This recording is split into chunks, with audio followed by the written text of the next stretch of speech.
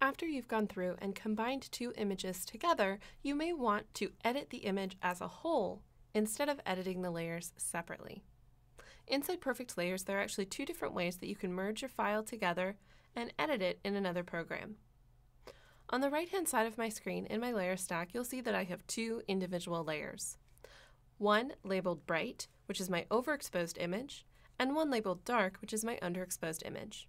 By using the masking bugs here in Layers, I've combined the images together, but now I want to take the entire photo into Perfect Effects. On the bottom right-hand corner of the layer stack, there's a Merge Layers button, indicated by a couple of squares stacked on top of each other.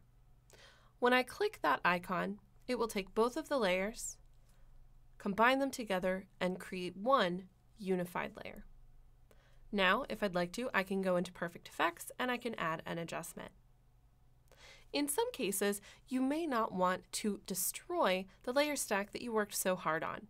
I created a mask in there, and I may want to be able to go back to those original layers and adjust them later.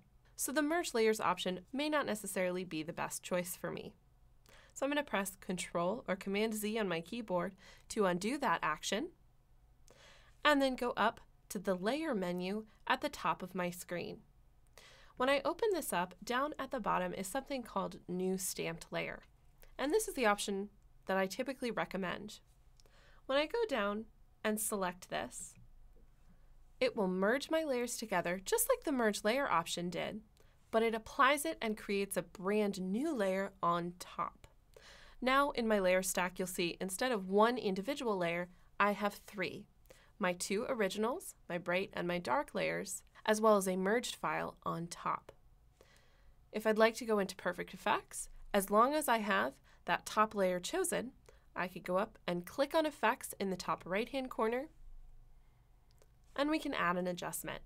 For this image, let's apply some dynamic contrast. We'll open up that category in my Filters library on the left-hand side, select the option that we'd like to add, and then let's go ahead and finish this up by clicking Apply on the bottom right-hand corner. It will add my dynamic contrast and bring me straight back into Layers. And what's even better here is it applies my Perfect Effects adjustments on a separate layer.